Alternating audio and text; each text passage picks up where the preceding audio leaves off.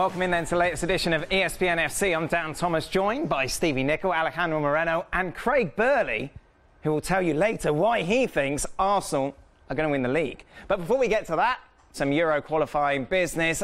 Netherlands will not be at Euro 2016. A 3-2 defeat against the Czech Republic basically summed it all up. The Czech Republic go through, as do Iceland. Turkey, with that victory against Iceland, see them take the playoff spot. In fact, they go automatically through as the best finishing third place side. You take a look at the Dutch's history. It's history. It's such a fall from grace. They finished third in the World Cup last year, and yet they can't qualify for this Euros, which we've talked about a lot. Is the easiest to qualify ever. They were in the World Cup final in 2010, then they didn't win a game in Poland and Ukraine at the Euros, and Van Marwijk lost his job. But they did qualify at least for that. They got there. They got there, you know, in name. They were in the hat. Never won a game. They've been in disarray from the start. I don't think I'd say this, but Guus Hiddink was just the wrong appointment for that job. Now, over the years, Guus Hiddink's been probably the correct appointment for most jobs that he's been into, because he's been very successful. But he was like a rabbit in the headlights. I don't know if he was too old or what. He just didn't know what he was doing. I lied to that. The players were a shambles defensively. There's a bit of infighting again in the Dutch camp. I've seen that before. Shocking. And then all of a sudden, if you can't, you're telling me Iceland are better than Holland, or the Czech Republic are better than Holland, I'm telling you there's something badly wrong in that Holland camp. Turkey as well, finishing ahead of them. Turkey are decent. Well, I think there's something to be said about the arrogance of not being able to handle success properly by the Dutch, and that they were celebrated in the World Cup in the performances of Arjen Robben and what they did and all the momentum they created, and yet they thought, well, we just have to show up. Showing up will be enough and we'll get results. And they were not able to react and get out of that slump early on and recognize, listen, if we don't get going, we're not going to qualify. You think that the Dutch were thinking to themselves after the early disappointing results, no, we'll be all right. We'll be all right. You keep telling yourself that long enough. Guus Hiddink was out of the job. Danny Blink comes in. We'll be all right. We'll be all right. He loses his first two games, and in the end, you're chasing it, and you're simply not good enough across the board, from back to front. There's one thing to be not good enough and not have the players, but there's another thing to not be organised. You think of Iceland, they were totally organised, they had a plan, everybody knew their jobs and they stuck to it. Now, when the Dutch did well in the World Cup with Van Gaal, the reason they did well is because they had a plan, everybody stuck to it. This crop and this qualification have just gone out and it looks like they're playing off the cuff. Their points and they're not good enough. Their points were gathered against the two teams below them in the most. They lost home and away to Iceland. They lost home and away to the Czech Republic. They lost away in Turkey, and they drew at home with Turkey. So all the teams above them, they never came close to really getting any points off them. Well, we now know the 20 teams that have qualified. 4 remaining berths are left. They will be decided by two-legged playoffs that will take place next month. We know the 8 teams. They have been seeded and unseeded. Let's just take a look at how that shapes up. Ukraine, Bosnia-Herzegovina, Sweden and Hungary will be seeded. Meanwhile, unseeded Denmark, Ireland, Slovenia and Norway are unseeded. The draw, by the way, is on Sunday. Steve, I was to ask you, out of those 8 teams as a neutral, which 4 would you like to see go through? 4? Well, yes, because there's 4 out of 8 that are going through. I'm struggling to get 4. Listen, if you said to me which one of those would you watch, I would probably say Sweden because of the Zlatan effect. I mean, after that, I'm not choosing to watch anybody else really. Maybe Ireland because of the local factor that I know the players well. But after that, I'm struggling. I'm throwing darts to tell you who I want to see. So you don't love Hungary going into the Euros? Listen, Hungary qualified through the worst group in the competition. Northern Ireland went through. Romania, I think, went through. I'm not sure that was a serious. They sneak in. I'm not sure that was a serious question by me. Well, it was a serious answer. Let's be honest. We built the Irish up a little bit. I did a couple of Irish games, built them up a little bit. They beat Germany. It was a great story. They beat Scotland in the group, deservedly so. But that doesn't make them a competitive side. If they go to the Euros, and I'm sorry, Irish fans, they'll do what they did in Poland. They'll just sit in, get everybody behind the ball for 90 minutes, and it'll be horrible. They might pick up the odd point. They didn't do that in Poland, but that's the way they'll approach it. Well, let's switch gears to a team that many are starting to feel could win it. England. 4 favourites going into the contest. And according to John Bruin, this is how they could line up for that opening match of Euro 2016. I don't think I've met a man sane or with any common sense that thinks England can win the Euros. Apart, there might be one or two muppets in the media back in England who are writing it. I haven't seen it. I don't think so, because I think there's a realisation that where they are. This isn't a bad team, though, is it? I think, look at the midfield. Are you kidding me? Those 3 in the middle of the park, they'll get number 1, if it's a fight, they'll get knocked out in the first round. And if it's a game of football, then Carrick's not going to be able to chase and catch Emdy. Bartley's inconsistent with the ball. And Wilshere, he's probably never going to be fit. So you can pull that whole midfield out straight away. Right. This is not a team that's going to win the Euros. Right. Where's Harry Kane? No Harry Kane? Well, apparently, Rooney's ahead. Apparently, he's on the bench of John Bruin. No Harry Kane, huh? I thought he was magical. I thought he was the next. Walcott's on there as well. Yeah, because Rooney's playing really well at Man United, isn't he? That's why Martial's playing up front and he's dropping in at number 10. Yeah. I mean, it's just ridiculous, isn't it? A team that finished bottom of the group at the World Cup. But they finished top of their group in Euro qualifying. Oh, yeah, well, they finished top of the group. Who cares about qualifiers? It means nothing. They've done a good job. I get that. It wasn't a particularly strong group. But you just look at the teams that are going to be down in France. Belgium, Germany, France themselves, Italy. All these teams that are going to be competitive and arguably better than England. I'm sorry. It's nonsense again. What are you looking at me like that? I just like it, that's all. But you think that they'll be competitive? I think they're going to be more competitive than you guys are suggesting. I'm not saying they're going to win it. I think what I'll suggest is that there have been better English teams or more talented English teams that have disappointed in big tournaments before. To then think that this one would be the team that is going to pull through, I think is reaching a little bit. You go down there and Roy Hodgson will be negative again, same as he was in Brazil. Went super safe, had a chance to play the younger players in Brazil, didn't. Went with the old-timers, failed. Super safe, Roy. He'll probably do the same. He'll get nervy, see who they draw. If it's a big team, he'll sit in, and they'll be too good for them. Which one of any of those players that we just saw would get in all the teams that he mentioned and Spain? Spain was the only one you didn't mention. Sorry, I forgot Spain. Wait, what one of those English players is getting in any of those teams? I don't think there's any of them. So how are they going to win the tournament?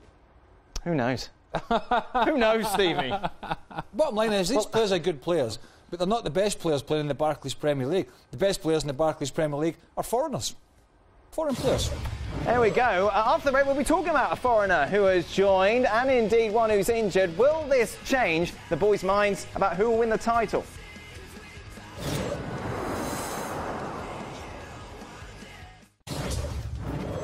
Welcome back. I don't think many would have had this order when you take a look at the Premier League table after 8 matches have been played. Manchester City, Arsenal, United maybe, but where are Chelsea? Crystal Palace 4th, Leicester City 5th, West Ham 6th. And of course, at the start of every season, we always get our top 4 predictions from everybody. Do you remember what they were? Yep. Hey, I'm just answering the question. So it's not often you can remember. Now, these Ali somehow got away with not doing them. These were your predictions beforehand. Yep. Stevie, you had Chelsea, City, Arsenal, and you had that weird United, Liverpool. You get to pick 2 teams? Sitting on the fence, and you can see fence sitter you can see who Craig went for. Okay, so we've given you the opportunity now, 8 games in, to change your mind. Stevie, let's see if you've changed your mind. Well, I have. Obviously, I've taken Chelsea from number 1. I've moved City up to number 1. Right. I've got Arsenal at number 2. I've got Manchester United at number 3. And at number 4, I've got a little cross going on with Chelsea and Liverpool. I think, No! listen, You got to pick one, man. Chelsea are going to get better. It just depends how much better. And I think with on that fence. Klopp, there's a chance. We're only 3 points behind the 4th spot right now. I'll just sit in this fence. So, Stevie? Come on, off the fence, son, off the fence. You know this show. Come on, Stevie. You can't say... all right, I'll go with Liverpool then. Oh, There he is. why did you just do that on the first place? There we go, there's the old Liverpool glasses on again. At the time I was asked, I was unsure. Okay, so that's your 4. Yep, Right. You're committed, though. committed. Okay. 100%. Right, Craig. right, I've gone Arsenal at the top. Arsenal to win the league. Wow. There's never going to be a better chance, I don't think. United are rubbish. Right. Chelsea ain't very good. And City's injuries might come back to haunt them. Really? Yes. Chance. Arsenal. Trust me. I think. Don't say I think. Not just, You've just been killing me for sitting on the fence and you're going to think. No, I've gone for Arsenal at number 1. Sit on the fence. No, don't sit on the fence. I've gone for Arsenal at number 1. Okay. I've gone for City at number 2. I've kept Man United at number 3, which is the only team that I've stayed where my initial was. Okay. And I still think, well, I've got my Chelsea glasses on, I still think Chelsea will come up on the rails to get in the top 4. So the Klopp factor isn't a factor for you? Klopp. Can Klopp play? He's not a magician. Well, the way that people have been talking about it suggests that he can. We'll see. We'll see. Can you just give me a soundbite as to why Arsenal are going to win the league? Are you deaf? Well, no, Are you really deaf? You said it's because this is their best opportunity because everyone else is rubbish. Normally... That doesn't really... I don't think that's quite a defining reason, is it? I thought he was. So you don't have to take into account what's around about you. Right, OK, here's my point. Here's my point. No, I don't have your point. Aguero hasn't broken his leg. He's out for a month. Correct. Silva's out for 2 weeks. Yes. You think losing those 2 players in that amount of time is going to lose City the title? No. But that could reoccur. And Aguero's history would suggest, and he likes a little night out and all that, and a little party, and that all comes into it. Right. Right. And they did lose against West Ham. How do you know about Aguero's nightlife? Oh, there you go. Well, it hinders the modern player. Right. Now, Man United ain't great, we know that. Chelsea have been very poor. So the only hurdle at the moment for Arsenal is Manchester City. OK. That's why I've gone for This is Arsenal who haven't got a striker, in your opinion, that you've talked about. Haven't got a defensive midfielder. Yeah, but you're not listening to me. What, You're not listening. I'm not saying Arsenal are a great team. I'm saying... They're the best of a bad bunch. Is that what you're saying? Potentially, yes. Potentially. Why do you keep putting potentially and I think? Because they haven't won it yet. We're only 8 games in. You said they're going to win it. No, I said they might be number 1. You can't sit there, Craig Burnley. Are you sitting on the fence? Arsenal will go win the title. Are you sitting on the fence? Back on your fence. You've asked me... Do I need to sit on this fence? I've put Arsenal at number 1. Right, OK. I can't say any more than that. No, it's interesting, but, you know... Well, it's not that interesting. It is, because it's going to be brought up every week. You think I care? I don't care! Monkey's all bothered about his wife. I'm playing golf tomorrow. OK. That's all I care about. Ali. Hold on. I didn't get a graphic. How come I didn't get a graphic? I don't Well, because you're South American. It's I see, a there it is. Venezuelan thing. Right. Yeah, I know. OK. Manchester City, Arsenal, Manchester United, and Chelsea get in the top 4. Does Craig Burley have a point about Arsenal? Well, I think this is as good a chance as Arsenal has had in the last few seasons in that everybody else around them, yes, they're not very good. And so it gives the opportunity. I don't know why City are not very good all of a sudden. Well, because City had an opportunity to create separation and they came back to the pack. They did this to themselves. I had nothing to do with it, by the way. I was not out there playing, although it probably wouldn't have City gone their way. did lose 4-1 at Tottenham and lost to West Ham at home. They're not infallible. Right. Right. No, what do you not understand about it's better to have 1 hurdle to jump than 2 or 3? OK, no, I get that. Right. I completely, thank God. I completely get that. I just... Look, Arsenal have got a really tidy squad of players. Right, okay. Sanchez, if they keep Sanchez fit, Right. get Welbeck fit, Giroud... Danny Welbeck's going to mean Arsenal are going to win the title, Craig Burley. Squad player. Right. And Walcott through the middle with those guys behind, especially Alexis Sanchez, who's the best player. OK. How is Sanchez's night? You could be here all day pulling apart teams. Let's be honest, we could be here all day pulling apart what's wrong with all these teams. Yeah. Well, whatever you're trying to get at. I don't know. Am I the bad guy here? I'm just intrigued that you've got Arsenal. But do you think Arsenal can win the title then? If Man City fall apart, then yes, because I've got them in second place. Okay. Well, there you go. All right. OK. Good. Oh, that was interesting. Cleared that up. When does this international week finish? It's done now? OK. Oh, man. After the break, we'll be was not talking good. about the war that is Ronaldo and Gareth Bale.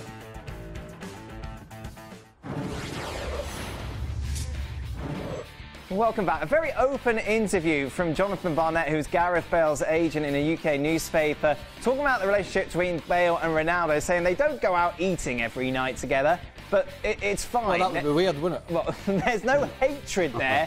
They're complete opposites. Gareth had some very good endorsements, but his whole life is to be the best footballer in the world. I don't think he wants to be the best model in the world or the best underwear seller. little dig there, wasn't it? Ronaldo. Why is he saying this? I don't know. Because, of course... I'm going to phone him. What, Jonathan Barnett? Well, he's not going to be the best model unless he shaves that beard off and gets rid of that stupid haircut. He's suggesting that Bale is focused on being the best footballer in the world. This is the kind of conversation you have in the pub with your mates over a pint. Well, why don't we do that? You don't speak to a journalist and actually be serious and say those things, because the only thing that's going to happen is it's going to be in the newspapers like it has, and it's actually going to cause problems with Bale and Ronaldo. That's what it'll do. What I can't understand is how Gareth Bale cannot get on the phone with his agent and tell him, will you just shut up? It's not about you. It's about me. I'm the player, not you. You just make the deals, and I'll score the goals, and then you can sell me that way. We don't need to hear from his agent. And if I would tell Gareth Bale, listen, you're not allowed to talk to the media on my behalf. You do other things, but not that. Let's be honest. I'm not a big fan of Gareth Bale. Good player. Very good player. But he ain't ever getting to that level of the best footballer in the world. Right? He ain't ever getting to Messi and Ronaldo's level. It's not happening. What happens when they... He might be at the level of James Rodriguez and players like that, who are excellent players and game changers. But these boys are in a different stratosphere. But what happens when they get too old?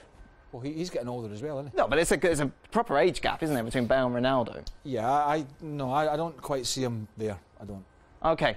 Now, if you remember last season, Jonathan Barnett, the bad guy... Barnett. Sorry? Barnett. Oh, what did I say? Barnett. I think I said Barnett. No. OK. Right, anyway, let's get back on track. Was critical of Carlo Ancelotti's tactics, felt that he was playing Gareth Bale out of position. This is what he had to say about that when asked about it in this interview. I had I can't say this. An analysis. Made, and it was true. Analysis. I know Mr. Ancelotti had a go at me, but then I'm still an agent and he's not a manager, so one of us is right. This, of course, he was talking about the fact that no one was passing to Bale. And he was isolating. Well, he's right, and Ancelotti hasn't got a job, he's still got a job. Jonathan, yeah, really? Shut up! Shut up, Jonathan! He's just trying to be clever. Another news in the slow news week. As Ali said, listen, wind your neck in. Phone him up. If that was my agent, wind your neck in. What are you doing? I'll deal with it. Stevie, what would you say to your agent if he was doing all this? Well, that he doesn't want to be the underwear model. Let's hope not. Woo! How do you know? Have you seen his underwear? The first thing you do is you'd physically grab a hold of him and then you talk to him. Oh dear. Because it's just, well, it reflects badly on Gareth Bale. He's an agent, so what he does, everything he does, his job, is to make Gareth Bale look good. Yeah. This doesn't make Gareth Bale look good. All this does is causes problems. So he's doing a bad job. Do you know who used to be his agent? He used to be the agent of Shaka. No, well, there you go. I don't hear him talking about Shaka. No, why ain't he talking about Shaka? Because Shaka would have told him to keep his mouth shut. That's why. You got that wrong as well. What? You just said, you know who used to be his agent? Yeah, I know. You've had a bad day. You've had a really bad day at the office so far. It's been a long day. We had a week off last week. Is that went smoothly, by the way. Can we go to break? Have we filled this segment? Yeah, we can go to break. Good. Coming up then, after the break, we'll be talking about Sam Allardyce and whether or not he's the right man to keep Sunderland up. That was a good segment. Are we keeping that? Oh, we are keeping it. OK.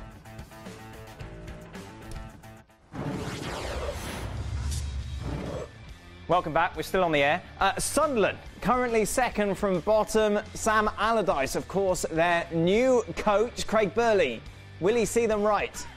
I think he will, because I think he's a guy that knows how to get the job done. I think he's got a very good CV. When he left Bolton, they struggled. When he left Newcastle, they struggled. When he left Blackburn, they were relegated.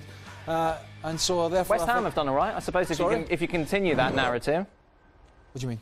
Well, West Ham have done well. Yeah, since and he did well at West Ham. He got them promoted. So he may have them relegated at one point. But I think he's a good fit for a club that's struggling and needs somebody to go in and shake a few people up. You like this? Well, because of his history, then the first thing that comes to my mind is yes, he can keep them up.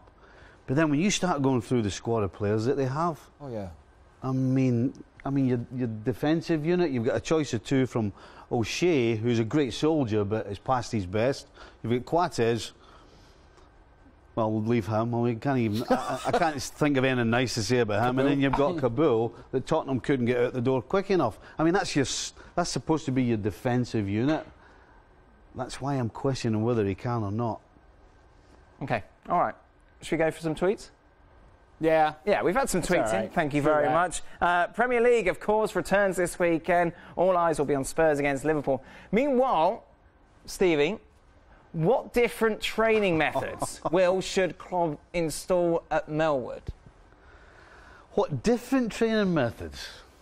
Well, I'm not 100% sure what Brendan was doing, but obviously he wasn't doing enough. Right. If you're going to do anything... What would you focus on? What would be your priority?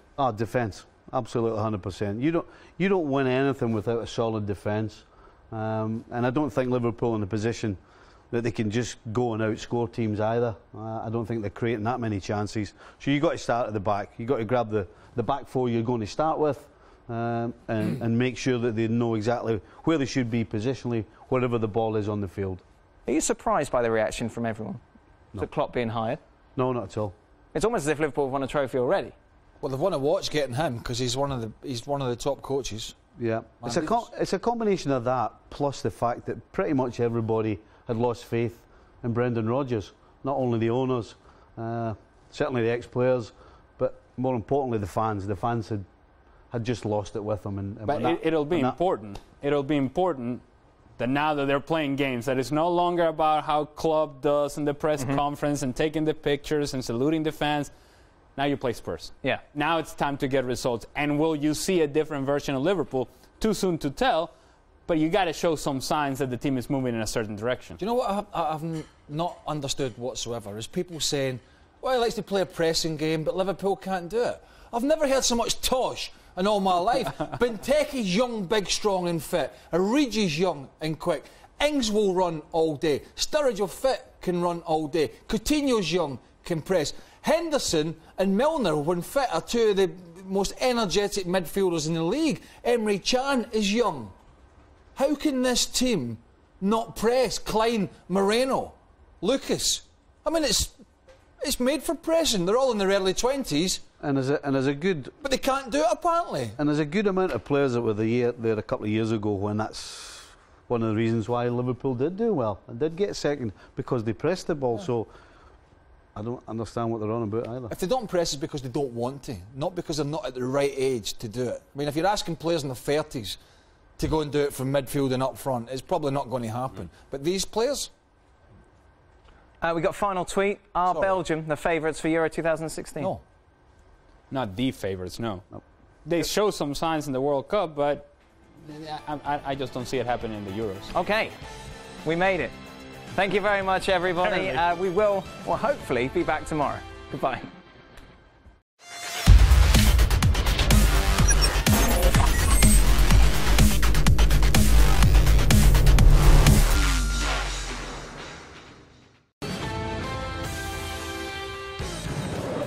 Welcome in then to the latest edition of ESPN FC. I'm Dan Thomas, joined by Stevie Nicol, Alejandro Moreno and Craig Burley, who will tell you later why he thinks Arsenal are going to win the league. But before we get to that, some Euro qualifying business. Netherlands will not be at Euro. We've talked about a lot. It's the easiest to qualify ever. They were in the World Cup final in 2010, and they didn't win a game in Poland and Ukraine at the Euros, and Van Marwijk lost his job. But they did qualify at least for that. They got there. They got there, and, you know, in name. They were in the hat. Never won a game. They've been in disarray from the start. I didn't think I'd say this, but Gus Hiddink was just the wrong appointment for that job. Now, over the years, Gus Hiddink's been probably the correct appointment for most jobs that he's been into, because he's been very successful. But he was like a rabbit in the headlights. I don't know if he was too old or what. He just didn't know what he was doing. I lied to that. The players were a shambles defensively. There's a bit of infighting again in the Dutch camp. I've seen that before. Shocking. And then all of a sudden, if you can't... you're telling me Iceland are better than Holland, or the Czech Republic are better than Holland, I'm telling you there's something badly wrong in that Holland camp. Turkey as well, finishing ahead of them. Turkey are decent. Well, I think there's something to be said about the arrogance of not being able to handle success properly by the Dutch. 2016, a 3-2 defeat against the Czech Republic basically summed it all up. The Czech Republic go through, as do Iceland. Turkey with that victory against Iceland, see them take the playoff spot. In fact, they go automatically through as the best finishing third-place side.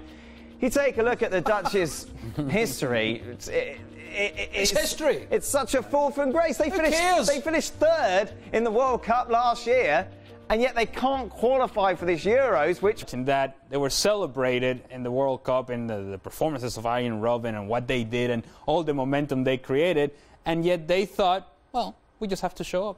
Showing up will be enough and we'll get results. And they were not able to react and get out of that slump early on and recognize, listen, if we don't get going, we're not going to qualify. You think that the Dutch were thinking to themselves after the early disappointing results, no, we'll be all right. We'll be all right. You keep telling yourself that long enough, Gus Hiddink was out of the job, Danny Blind comes in, we'll be all right.